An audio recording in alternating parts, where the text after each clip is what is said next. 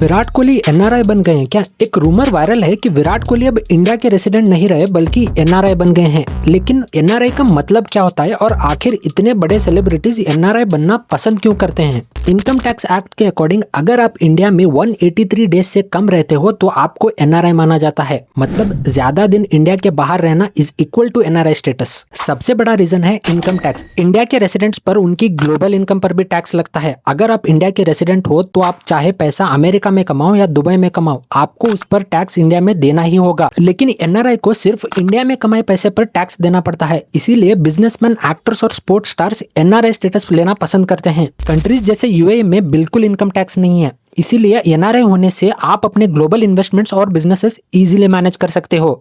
इसी वजह से आपने देखा होगा कि काफी सेलिब्रिटीज और इंडस्ट्रियलिस्ट्स फॉरेन रेसिडेंसी चूज करते हैं। अभी तक विराट कोहली के एनआरआई होने का कोई ऑफिशियल कंफर्मेशन नहीं है, ये बस एक रूमर है। लेकिन अगर वो कभी भी एनआरआई बनते हैं तो सबसे बड़ा रीजन होगा टैक्स और फाइनेंशियल प्लानिंग।